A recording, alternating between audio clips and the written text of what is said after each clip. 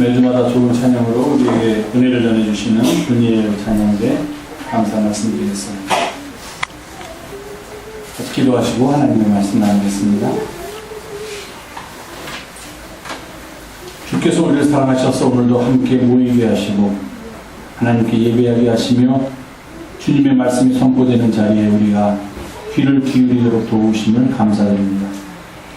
이 시간 주께서 우리 가운데 임재하셔서 우리의 어두운 영이 하나님의 말씀에 마음을 활짝 열고 그 속으로 깊이 들어가는 은혜의 시간이 되도록 우리를 인도하여 주시옵소서. 오직 주의 영이 인도하심에 따라 말씀을 전하는 자나 말씀을 듣는 자 모두가 겸손히 주 앞에 무릎 꿇게 하시고 말씀을 받는 은혜의 시간으로 우리를 이끌어 주시옵소서. 우리 구주 예수님의 이름으로 감사하고 기도하옵나이다. 아멘.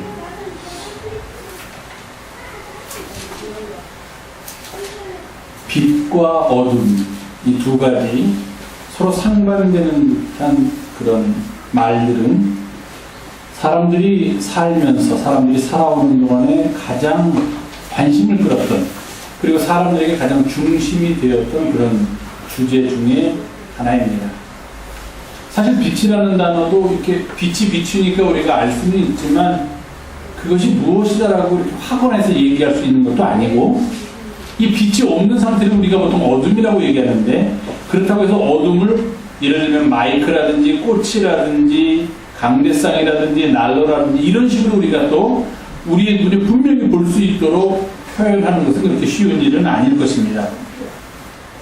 그럼에도 불구하고 사람들이 살아오는 동안에 빛과 어둠, 이 두 가지 주제는 종교적인 생활을 하려고 했던 사람들에게는 물론이지만 그렇지 않고 그냥 평범하게 일상을 살아가는 사람들에게 있어서도 결코 쉽게 벗어날 수 없었던 그런 주제였음을 우리가 알 수 있습니다.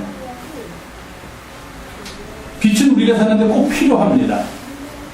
그렇죠. 빛이 없으면 우리가 살 수가 없습니다. 낮에는 태양빛으로 우리가 살아가고 태양빛이 비추지 않는 밤이면은 전기라는 것을 이용해서 과학의 힘을 빌려서 우리는 또 빛을 가지고 살아갑니다. 얼마 전에 서울에서도 서울이 아니라 우리나라에서도 서울뿐만 아니라 곳곳에서 잠깐 동안 정전이 된 적이 있었습니다. 다행히 낮이었기 때문에 빛은 그대로 있었고 대신 전기를 이용하는 여러 전자제품들을 사용할 수 없어서 많은 사람들이 불편을 겪은 적이 있었는데 몇 년 전인가요? 미국 뉴욕에서는 그 블랙아웃이라고 보통 얘기를 하는데 정전이 된 적이 있었습니다. 낮에 정전이 됐는데 그게 밤까지도 복구가 되지 않고 다음 날이 되어서야 복구되는 그런 아주 엄청난 정전이 하루 넘어서 있었던 적이 있습니다. 저는 그때 우연히 이제 운전을 하면서 갔는데 갑자기 늘상 지나가던 길이었는데 신호등이 작동을 안 하더라고요. 그래서 처음에는 그 신호등만 망가졌나 보다. 그래서 이제 좌우를 살피면서 조심해서 지나갔는데 또 신호등이 안 들어오더라고요. 계속해서. 이상하다. 이 길에 무슨 일이 있나 보다 해서 궁금해서 이제 차 안에 있는 라디오를 들었습니다. 차 안에 있는 라디오는 전기로 하는 게 아니니까 차에 있는 건전지를 이용해서 들어오는 거니까 들어오더라고요. 그러더니 거기서 이렇게 정전됐다는 얘기가 나오면서 여러 곳에서 어려움을 겪고 있고 뭐 기차도 안 다니고 지하철도 안 다니고 그래서 지금 아주 많은 사람들이 그런 교통수단을 이용하거나 또는 전기를 이용하는 분들이 어려웠다는 그런 소식을 들었습니다. 그렇지만 낮에는 뭐 여름이었기 때문에 냉장고에 있는 물건이 상할까봐 걱정이 되고 그랬지만 해가 있을 동안은 그렇게 크게 불편함은 없었어요. 그저 단지 식구 중에 나간 사람이 있으면 이 사람이 집에 잘 귀가할 수 있을까 하는 걱정이라든지 뭐 그런 걱정들로 이렇게 있었는데 밤이 되니까 이제 문제가 나타나기 시작하더라고요. 태양빛이 사라지니까 미리 알고서 초를 준비해 놓고 이제 밤이 되면 어떻게 할 것인가 초를 준비해 놓고 플래시라이트 준비해 놨지만 그거 가지고서 그 이전에 우리가 혜택을 누리던 그 빛만큼 우리에게 안심과 편안함을 주는 그런 일을 경험할 수가 없었습니다. 아무리 초를 여러 군데 켜놓고 플래시라이트를 있는 대로 다 준비를 해놨더라도 어둠 속에서 산다는 그런 생각을 저버릴 수가 없어요. 참 불편함을 느꼈던 그런 기억이 있습니다. 아마도 빛은 우리 사람들이 생각하기에 우리들이 사는데 꼭 필요한 것이라 그렇게 생각을 하고 사람들은 항상 빛이 있는 쪽으로 움직였습니다. 빛을 찾아서 살아왔습니다. 그러다 보니 사람들의 머릿속에는 이런 생각이 자리 잡게 됐습니다. 아, 빛이 있고 어둠이 있다. 그런데 이 빛과 어둠은 서로 대립되는 상반되는 개념이다. 그러면서 무언 중에 그리고 자기도 모르게 무의식 중에 어떤 생각을 하게 되었냐면은 빛은 좋은 것이다. 선한 것이다. 아름다운 것이다. 어둠은 빛이 좋은 것이라면 어둠은 나쁜 것이고 빛이 선한 것이라면 어둠은 악한 것이고 빛이 아름다운 것이라면 어둠은 추한 것이다 하는 생각을 하면서 빛과 어둠을 나누게 됐습니다. 그런 생각이 우리도 모르는 사이에 우리들의 마음속에 깊이 뿌리를 내리게 되었다는 것입니다. 그런데 실제로 빛과 어둠이라는 두 가지 주제를 놓고서 우리가 깊이 들어가 보면 그 빛과 어둠이 이렇게 서로 상반되는 주제가 아니에요. 빛이 위에 있고 어둠은 아래에 있는 그런 개념은 아니라는 겁니다. 왜냐하면 우선 창세기를 보더라도 하나님이 첫날 창조하신 게 무엇입니까? 제일 먼저 창조하신 게 모든 것들을 창조하기 전에 창조하신 게 뭔지 아세요? 빛이에요. 첫날 빛입니다. 그리고 빛이 있고 빛이 없는 상태를 하나님이 어둠을 창조하시고 그리고 빛이 있는 상태를 낮이라 하고 빛이 없는 어둠의 상태를 밤이라 하셨습니다. 그러니까 어떻게 보면은 하나님께서 빛도 창조하셨지만 하나님께서 어둠도 창조하신 거예요. 하나님께서 낮도 만드셨지만 하나님께서는 밤도 만드셨다는 겁니다. 그러니까 빛과 서로 대립되고 두 개가 싸우고 빛은 항상 좋은 거, 어둠은 항상 나쁜 거, 이런 개념으로 우리가 이해하려고 하면은 그 원래의 의미, 본래의 의미를 잘 이해할 수가 없다는 얘기예요. 이 둘은 항상 우리의 삶 속에서 항상 상존하고 있다. 이렇게 이해를 해야만 합니다. 동양 사상은 그런 생각이 강합니다. 그런데 서양 사상은 항상 이분법적으로 좋은 거, 나쁜 거, 우리 편, 너네 편, 악은, 적군, 이걸로 나누는 게 아주 머릿속에 있고, 주체, 객체, 철학을 한다고 이렇게 나누다 보니까 늘상 나누기를 좋아합니다. 그 사람들은 분석한다고 그러면서 모든 것을 다 쪼개려고 그래요. 그래서 한쪽 편에다 몰아놓고, 이쪽 편에다 몰아놓고, 이걸 분석합니다. 그럼 분석하는 데는 그러한 방법이 유리할지 모르지만, 전체를 보고 새로운 것을 제시하는 데는 조금 동양 사상보다 떨어지는 게 서양 사상이에요. 근데 동양 사상은 전체를 놓고 한꺼번에 봅니다. 자르거나 두 개를 나누거나 상대적으로 만들질 않아요. 사실 빛과 어둠도 서양의 철학 사상에서는 이 두 가지가 대립되는 개념으로 연구되지만 우리가 성서를 봐서도 알 수 있듯이 하나님께서는 빛도 낮으로 창조하시고 어둠을 밤이라고 창조하셨기 때문에 이 두 가지 모두 다 우리는 하나님의 창조물로서 받아들일 수 있다는 겁니다. 그렇다고 해서 뭐 어둠이 좋은 개념이다 하는 것은 아니고요. 빛과 개념이 상대적인 개념은 아니다 하고서 제가 오늘 말씀을 시작합니다. 사실 빛만 있으면 우리가 살 수 있을까 하는 그런 생각을 해봤습니다. 어둠도 우리들의 삶에 아주 필요한 그런 것입니다. 저기 어디죠? 북유럽 쪽에 가면 그 베개라는 게 있다고 하지 않습니까? 밤에도 이렇게 환한. 그런데 만약에 우리가 밤에도 화나면 좋겠다. 나는 깜깜한 게 싫어. 어두운 게 싫어. 그렇게 말할지는 모르지만 사실 밤에도 화나는 것이 계속 반복되면 이게 잠을 자는 건지 안 자는 건지 그렇게 될 거예요. 잠을 못 자는 사람들한테 의사들이 권면하는 게 불을 다 끄라고 얘기합니다. 그리고 어둡게 하고 그리고 마음을 편안하게 하고 그래야지만 당신이 숙면에 들 수 있습니다. 그렇게 얘기합니다. 아마 여러분도 그러실 거예요. 아니 나는 뭐 잘 때는 불 하나를 켜놓고 자야 되라고 생각을 하시고 불을 켜놓고 주무시는 분도 있는데 의학적으로는 건강을 위해서는 사실 불을 다 꺼놓고 자야지만 숙면을 취할 수 있고 숙면을 취해야지만 더 건강한 삶을 살 수 있다라고 그렇게 이야기합니다. 그러니까 밤도 필요합니다. 어둠도 필요하다는 얘기예요. 왜냐하면 어둠은 우리들에게 쉼을 가져다 줍니다. 쉬어야죠 좀. 그리고 빛이 있으면 우리 마음이 항상 어떻습니까? 대낮에 낮잠을 좀 자려고 그러면 뭔가 우리를 길티 필링을 느껴요. 죄의식을 느껴요. 그냥 피곤해서 자야 되는데도 불구하고 이렇게 화난데 좀 누워있어도 되는 건가? 괜히 우리는 그런 생각을 가져요. 우리에게는 쉼이 필요하고 안식이 필요합니다. 그 쉼과 안식을 우리들한테 제공해 주는 것은 빛보다는 어둠 쪽이 더 강하다는 것을 우리가 알아야만 합니다. 그래서 어둠은 다음의 재창조를 위한 준비의 시간이 될 수 있고 새날을 기약하는 그런 창조의 시간이 될 수도 있음을 우리가 기억해야만 합니다. 어둠은 반드시 나쁜 것은 아니라 하는 겁니다. 어둠은 우리가 살아가는 데 있어서 늘 상존하는 것이다. 때로는 우리들이 어둠에 거하는 것이 필요하다 하는 것도 먼저 전제를 두고서 오늘의 말씀에 깊이 속으로 들어가 보고자 합니다.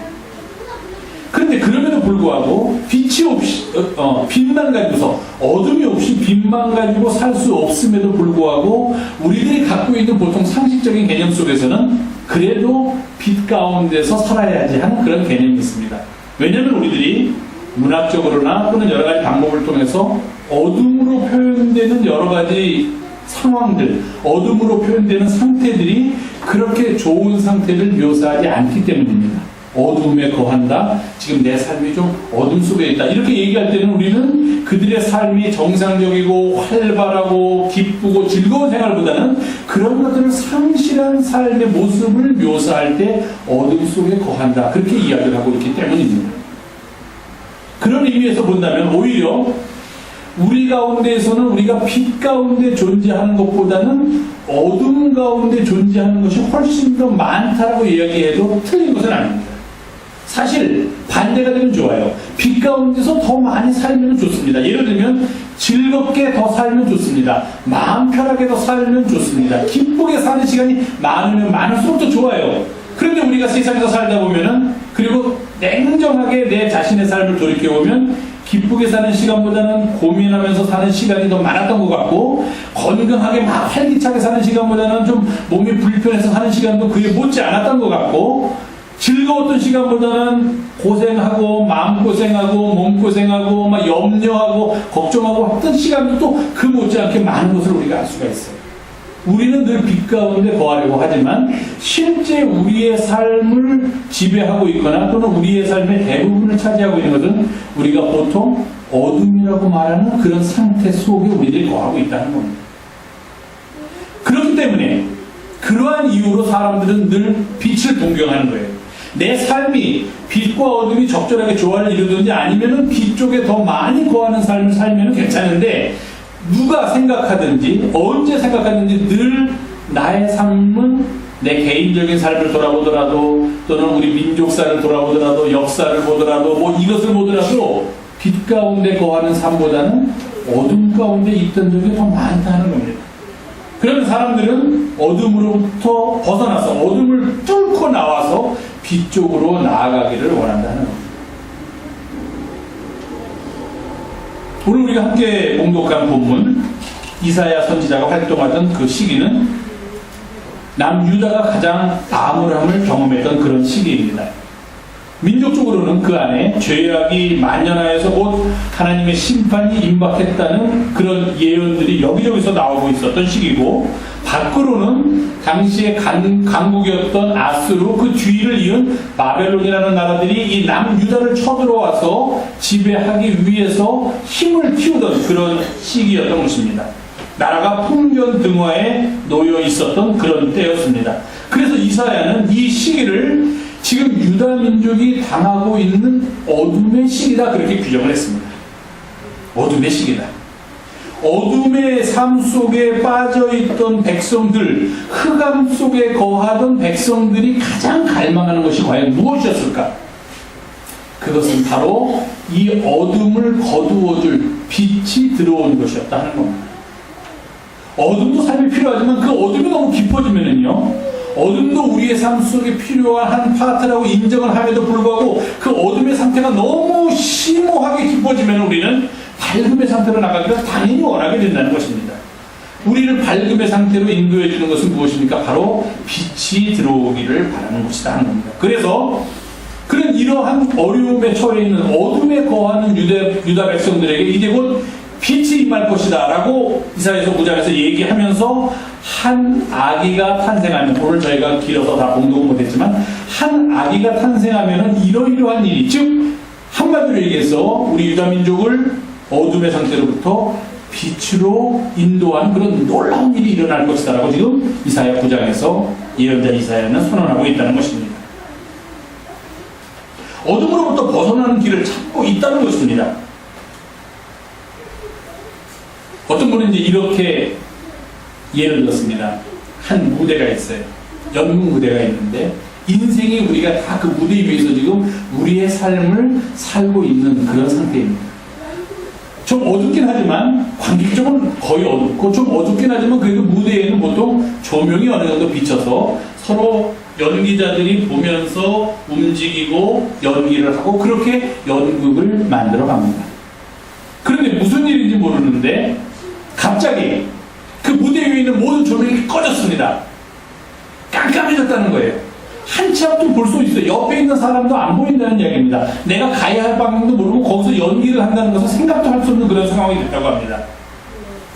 얼마 전에 그런 일이 있었다고 하더군요. 어떤 유명한 이런 뮤지컬 배우가, 연극 배우가 하시는 분이 이제 그게 불이 꺼졌는데 관객들하고 인사를 하기 위해서인가 그렇게 내려오다가 잘못해가지고서 넘어지셔도 좀 다쳤다 하는 그런 기사가 났더라고요. 그렇게 되는 거예요. 그거보다 더 깜깜한 상태가 됐다는 겁니다. 사람들은 막 아우성을 치고 좀 빛을 다오 그렇게 외치고 있습니다. 옆을 더듬어도 아무것도 손에 잡히지 않고 뭐 칠흑 같은 어둠인데 전혀 앞을 내다볼 수가 없는 상황에서 그들이 가장 바라는 것은 어디로부터인지 상관없이 그저 이 어둠을 뚫고 빛이 한 줄기만이라도 들어왔으면 좋겠다. 그렇게 다들 바라고 갈망하고 있었다는 겁니다. 그때 갑자기 저 천정으로부터 아주 조그맣게 하늘가는 구멍이 열리면서 거기서 빛이 착 들어옵니다. 그러니까 모든 사람의 시선이 그쪽으로 집중됐습니다. 그 빛이 들어오면서 그게 스팟라이트였는데 들어오면서 그 빛이 무대에서 주역을 향해서 동그란 원뿔, 아이스크림 콘을 거꾸로 엎어놓은 것 같은 그런 동그란 원뿔 모양을 그리면서 무대 위를 비쳤습니다. 무대 위에는 동그랗게 원이 그려졌습니다. 빛이 비쳤습니다. 아주 작은 빛이 위에서부터 내려와서 무대를 비쳤는데 이제 사람들이 조금씩 볼 수 있게 되었다는 것입니다. 이제 방향을 찾을 수 있게 되었다는 거예요. 내가 어디로 가는지 알 수 있게 되었다는 겁니다. 조금 아까 경험했던 칠흑 같은 어둠 속에서는 옆에 누가 있는지, 어디로 나가면 안전한지, 어디로 나가면 내가 무대 밖으로 떨어질지도 모르는지, 뒤로 가야 되는지 앞으로 가는지, 아니 심지어 어디가 앞인지 뒤인지조차도 구별할 수 없었는데 아주 조그만 빛 하나가 들어와서 그 빛이 조금씩 퍼지면서 자기들이 거하고 있는, 자기들이 지금 서 있는 무대 위를 비치니까 이제 비로소 모든 것을 분별할 수 있게 되었다는 겁니다. 어디로 가면은 넘어지지 않을 수 있고, 여기에는 누가 있고 내 뒤에는 누가 있었으면 나는 이제 어디로 움직이는 것이 옳은 방향이라는 것을 비로소 알게 되었다는 것입니다. 비록 무대 전체를 환하게 비추는 그런 큰 빛, 엄청난 빛은 아니라고 하더라도 그저 그 하늘 같은 구멍을 통해서 오는 그 빛 하나가 존재한다는 사실 하나만으로도 이제 사람들은 위안을 얻게 되었습니다. 이제 그래도 조금은 볼 수 있게 되었다. 이제 조금은 우리가 방향을 가늠할 수 있게 되었다. 힘을 얻게 되었습니다. 깜깜한 어둠 속에서는 누구나 다 이런 빛을 갈망한다. 그렇게 이사야 선지자가 외치고 있습니다. 그는 59장에서 또 이렇게 얘기합니다. 그러므로 정의가 우리에게서 멀고 공의가 우리에게 미치지 못한즉 우리가 빛을 바라나 어둠뿐이요 밝은 것을 바라나 캄캄한 가운데 행함으로 우리가 맹인같이 담을 더듬으며 눈 없는 자같이 두루 더듬으며 낮에도 황혼때같이 넘어지니 우리는 강장한 자 중에서도 죽은 자 같습니다. 빛이 없으니까, 빛을 보지 못하니까 튼튼하고 힘이 세고 아주 대단하다고 자신을 자랑하는 사람조차도 죽은 자와 같이 아무것도 할 수 없게 되었다는 겁니다. 빛이 없으니까.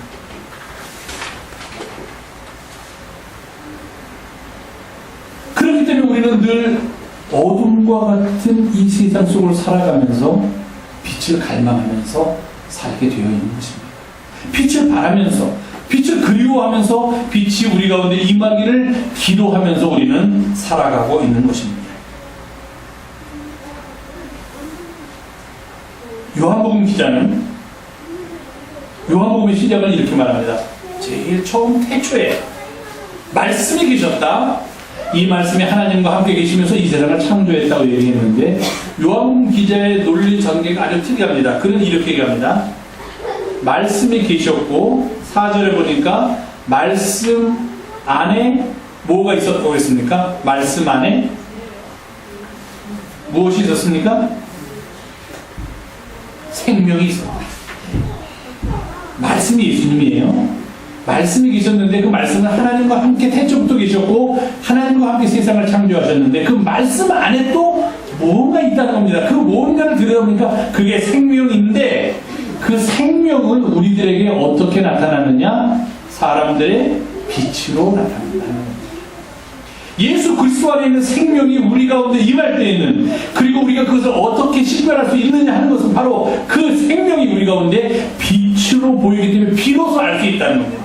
사실 생명이라는 것도 조금 추상적인 겁니다. 예수 그리스도께서 우리에게 생명을 주셨다. 이게 좀 잘 와닿지는 않습니다. 그냥 그러려니 하고 그렇게 말하니까 그런가 보다 하는데 이게 잘 와닿지 않아요. 차라리 예수 그리스도께서 우리에게 10,000원짜리 한 장을 주셨다 그러면은 뭔가 확실한데 뭔가 주신 것 같은데 예수께서 우리에게 생명을 주셨다 그러면은 뭐 생명을 주셔서 받은 것 같기도 하고 안 받은 것 같기도 하니까 요한 기자는 뭐라고 표현하냐면은 생명 그러니까 잘 이해가 안 가십니까? 그 생명은 바로 여러분들에게 비추는 빛입니다. 빛은 그래도 좀 우리가 눈으로 볼 수 있으니까 식별이 가능하다 하는 겁니다. 이 생명이 사람들 안에 들어오고 그 들어온 생명은 참 빛으로 사람들 가운데서 나타나게 되었다는 것입니다. 그런데도 불구하고 그 빛은 세상에서 영접받지 못했다. 세상이 그 빛을 거부하였다. 배척하였다. 그러다 보니까 빛이 들어왔음에도 불구하고 아직도 사람들은 어둠 가운데 거하게 되었다. 이렇게 요한복음 기자는 한식적으로 그 빛에 대한 사람들의 반응을 설명하고 있습니다. 그럼에도 불구하고 그는 요한복음 1장 9절에서 아주 단호한 어조로 우리에게 이야기합니다. 참 빛, 곧 세상에 와서 각 사람에게 비추는 빛이 있었나니 그 빛이 바로 예수 그리스도시다. 이렇게 이야기하고 있습니다. 예수 그리스도는 이 땅에 참 빛으로 오셨습니다. 어둠 속에서 길을 찾지 못하는 백성들에게 길을 알려주기 위해서, 어둠 속에서 고통받는 사람들에게 그들의 고통을 덜어주기 위해서, 어둠 속에서 슬퍼하는 사람들에게 기쁨을 전해주기 위해서, 어둠 속에서 마음 상한 자들에게 위로를 전해주기 위해서 빛으로 오셨습니다. 이제 그 빛이 우리 가운데 임하면 더 이상 우리를 덮고 있던 어둠은 그 자취를 감추게 된다는 것입니다.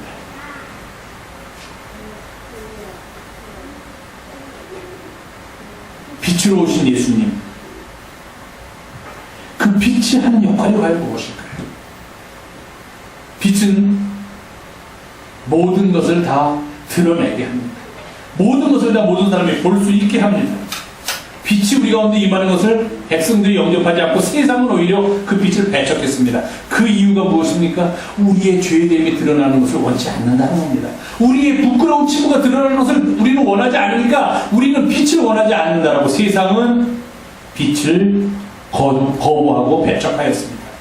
빛은 우리의 약함을 그대로 드러나게 합니다.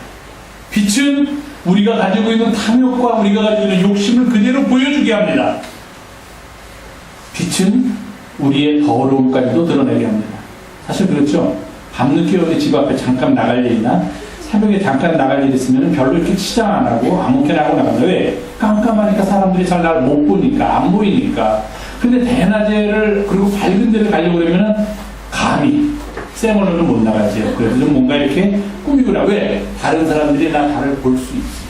빛이 있으면 우리의 더러움, 빛이 없으면 더러움을 숨기고 살 수 있는데, 빛이 있으면 내가 아무리 숨기려고 해도 더러움이 드러나게 된다는 것입니다. 그래서 사람들은 싫어한다는 것이에요. 빛을. 보이기 싫은 치부가 드러나고 감추고만 싶은 약점이 드러납니다. 그래서 사람들은 빛을 피하려고 합니다. 나쁜 짓을 할 때는 안 보이는 데서 해야 되니까 밤에 합니다. 몰래 합니다. 다른 사람이 보면 안 되는 거 빨리 알기 때문에 몰래 하는 거예요. 어두운데 하는 거예요. 다른 사람들이 보면 안 되니까, 드러나서는 안 되니까. 근데 그때 쫙 비치는 게 뭡니까? 나쁜 짓 하고 싶을 때 보통 보면은 플래시라이트 쫙 비칩니다. 나쁜 땅이 그대로 드러나게 돼요. 빛이 임할 때 우리의 모든 것은 그대로 드러나게 됩니다. 그러나 드러남으로 그치는 것은 아닙니다. 빛이 이 땅에 온 것은 우리의 약함과 우리의 부족함과 우리의 죄악과 우리의 더러운 것을 드러내기 위한 것이 아니라 오히려 그렇게 드러낸 다음에 그것을 깨끗하게 치유해 주기 위해서 빛은 이 땅에 오신다는 겁니다. 빛 안에서 우리의 모든 것이 드러난다는 이야기는 다른 말로 하면은 드러남을 통해서 비로소 우리가 고침을 얻을 수 있다는 겁니다. 드러남이 빛의 목적이 아니다 하는 거예요. 이런 것들이 드러나지 않고는, 우리의 죄됨이 드러나지 않고는 우리가 깨끗해짐을 얻을 수가 없습니다. 우리의 더러운 모습이 밝혀지지 않으면, 거울을 보고 내가 더러운 모습을 알아야 씻지, 그렇지 않으면 내가 더러운 걸 모르면 씻지를 않는다 하는 이야기예요. 내 욕심이 빛 가운데 드러나지만, 내가 이런 욕심을 가지고 있었구나, 이러면 안 되지 않은 마음을 갖고 우리가 구원의 길로 들어설 수 있는 거지, 빛이 오지 않으면 그런 거 생전 다 덮고서 그냥 살아간다는 얘기입니다. 내가 잘하고 있는 줄 알고, 내가 깨끗한 줄 알고, 내가 아무런 죄악이 없는 줄 알고, 그렇게 살아갈 수밖에 없대요. 그렇다면 우리에게서 생명은 멀어지고 구원은 멀어진다는 이야기입니다. 드러남은, 빛은 모든 것을 드러나게 하는데, 그렇게 드러나게 하는 궁극적인 이유는, 드러나서 우리들을 정죄하고 너희들이 이렇게 모자르고 너희들이 이렇게 잘못되어 있고 너희들이 죄에 있나 하는 것을 보이기 위해서 드러나는 것이 결코 아니라는 겁니다. 예수 그리스도이신 그 참빛이 드러내는 이유는 그것을 통하여 우리들에게 새로운 삶의 구원의 기회를 주기 위함입니다. 드러남이 없이는 회복도 없고 고침도 없습니다. 회개하지 않고는 구원을 얻을 수 없다는 것입니다. 내 의를 내세우고 내가 잘났다고 하는 사람에게 구원은 임하지 않는다는 이야기입니다. 무릎 꿇지 않고서는 기쁨의 찬양도 할 수가 없습니다. 주님께서 나를 사랑하시고 벌레만도 못한 나를 구원해 주신 내가 감사합니다는 그런 고백 속에서 기쁨의 찬양이 나올 수 있는 거지, 그런 고백 없이는 기쁨의 찬양이 가능하지 않다는 이야기입니다. 스스로 의롭다는 사람에게서 어떻게 하나님께 대한 찬양이 나올 수 있겠습니까? 그렇게 빛은 드러냅니다. 그 다음에 빛은 우리로 하여금 만물을 보게 합니다. 자, 우리 몸에서 코가 하는 기능이 뭡니까? 냄새 맡고 또 숨쉬고. 입이 하는 기능은 밥 먹고 말하고 숨쉬고. 입으로도 숨쉬지요. 네, 숨쉬고. 귀는 듣게 합니다. 눈은 보게 해요. 근데 눈이 보는 데는 다른 것에 도움이 필요합니다. 뭐에 도움이 필요하죠? 귀에 도움이 필요하죠. 눈이 보게 하는데 귀에 도움이 필요하죠. 그럼 귀를 막으면 안 보입니까? 아직 보입니다. 여러분들의 소리는 안 들리지만 저는 모든 게 다 똑같이 보입니다. 깜깜한 데 들어가도요, 소리가 나면 들리죠? 안 들려요? 좀 덜 들리지만 들려요. 소리 들립니다. 바스락거리는 소리 아무리 깜깜해도 들립니다. 또 이상한 거 있으면은, 뭐가 타면은 깜깜한 데 들어가도 냄새가 나죠? 뭐 있는 거 아니면 깜깜한 데 들어가서 못 먹지 않습니다. 있는 위치만 확인되면 먹을 수 있어요. 근데 깜깜한 데 들어가서 제 기능은 못하는 게 뭐냐면 눈입니다. 빛이 없어져 버리면은 눈은 아무런 기능을 하지 못해요. 보지 못합니다. 눈은 볼 수가 없어요. 빛은 우리로 하여금 보게 합니다. 빛이 없으면 눈이 있어도 볼 수가 없습니다. 빛이 없어도 들을 수 있고 만질 수 있고 느낄 수 있지만 보지는 못합니다. 그래서 마치 오늘 이사야서는 맹인같이 담을 더듬는다고 그랬는데, 우리가 잘 아는 것처럼 눈먼 사람들이 코끼리를 만지듯이 빛이 없으면 우리는 제대로 사물을 볼 수가 없고 길을 찾을 수가 없다는 겁니다. 빛, 보다. 영어로 뭔지 아세요? 보다. 너무 어려워요, 영어가. C죠, C. S-E-E. 그게 보다입니다. 근데 보통 사람들마다, I see 그래요. I see. 상대방이 뭐 얘기해요. I see. 그렇게 얘기를 하면 그게, 나는 본다는 뜻이 아니라, 그 C라는 뜻은, 알겠다. 그런 뜻이에요. C라는 것은 아주 처음의 의미는 본다는 의미지만, 그게 조금 의미가 발전, 나도 알지. I see. 그렇게 얘기해요. 그게 더 발전하면, I see. 그러면 그때 의미는 뭐냐면, understand. 이해한다는 뜻이에요. 처음에는 본다는 의미인데, 보면은 어떻게 됩니까? 알게 돼요. 알게 되면 어떻게 합니까? 이해하게 돼요. 그게 바로 빛이 하는 역할입니다. 우리의 눈으로 세상을 보게 하고 진리를 보게 합니다. 일단 봐야죠, 처음에. 그럼 보게 하면 그것을 알게 돼요. 진리가 무엇인지, 생명이 무엇인지, 예수 그리스도가 어떤 분인지 알게 됩니다. 그리고 나면은 그분을 이해하고 그분의 삶을 우리가 따르게 된다는 것입니다. 빛이 있어야만 우리는 see, 볼 수 있고, know, 알 수 있고, understand, 이해할 수 있게 됩니다. 빛은 우리를 보게 합니다. 그리고 또 빛은 거기서 파생되어 있는데, 보니까 어떻게 하느냐? 우리가 바른 길로 가도록 우리를 인도하는 게 빛입니다. 빛이 있어야지만 어디로 가는 것이 안전한지 않은지를 우리가 알 수 있습니다. 밤에 산골에서 혹시 빛 없이 가보셨어요? 진짜 걷기 어렵죠. 이거 칠흑 같은 어둠 속에서 발 하나를 내딛으면 이게 제대로 내딛는 건지 아닌지 그렇게 너무 혼동이 되더라고요. 빛이 있어야지만, 산골은 아니더라도 보통 살아가는데도 우리는 길을 잃지 않고 갈 수 있습니다. 빛이 있어야지만 우리는 앞에 있는 웅덩이를 피해서 넘어지지 않을 수 있습니다. 빛이 있어야지만 내가 이 방향으로 가야지 내가 원하는 목적지인지 아니면 다른 방향으로 가야 하는지를 알 수가 있습니다. 빛이 있어야지만, 그 빛이 우리를 인도해야지만 우리는 생명의 길로 갈 수가 있습니다. 만약에 산속에서 낮이 아니라 밤에 길을 잃었다고 가정해보면 정말 갈 수가 없어요. 주저앉아야 돼요. 한 발 잘못 내디디면 낭떠러지로 떨어질 수도 있고, 한 발 잘못 내디디면 가시덤불에 찔릴 수도 있고, 아무것도 볼 수가 없습니다. 아무도 우리를 인도해 줄 수가 없습니다. 빛이 있어야만 합니다. 빛은 우리의 길을 인도합니다. 우리에게 길을 보여주고 이 길이 바른 길이니 이 길로 가라고 우리를 권면합니다. 그 길은 잘못된 길이니 가지 말아야 한다라고 우리를 꾸짖습니다.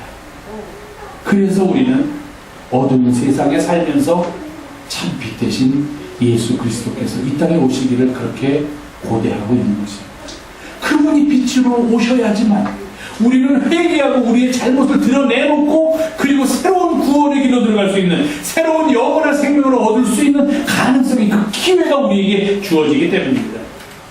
예수 그리스도께서 우리에게 참 빛으로 오셔야지만 우리는 비로소 눈이 있어도 보지 못하던 어리석은 상태에서 벗어나서 우리의 눈을 가지고 진리를 볼 수 있고 우리의 눈을 가지고 진리를 알 수 있고 진리를 우리의 삶 속에 모실 수 있게 된다는 것입니다.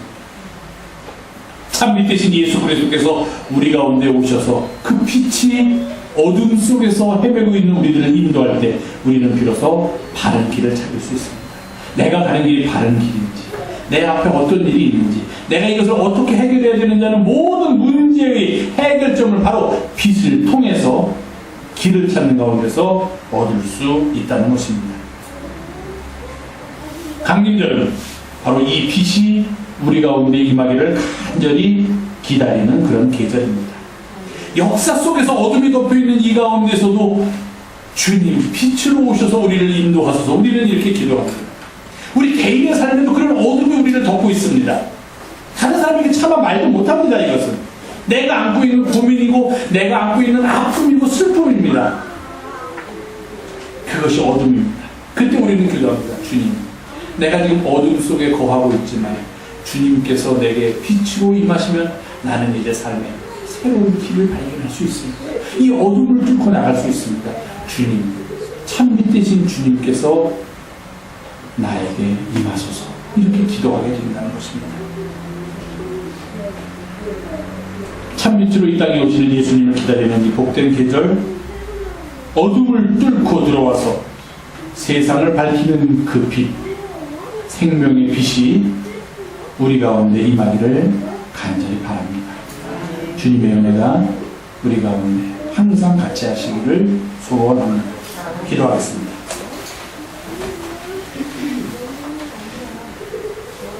오늘도 저희가 함께 모여서 하나님의 말씀 나누게 하시고 그 속에서 우리의 길을 발견하게 하심을 감사드리며 참 빛으로 이 땅에 오신 주님을 기다리는 복된 계절, 그 빛의 인도하심에 따라 우리가 이 땅에서 어둠을 뚫고 살아가는 하나님의 백성들 되게 도와주시옵소서.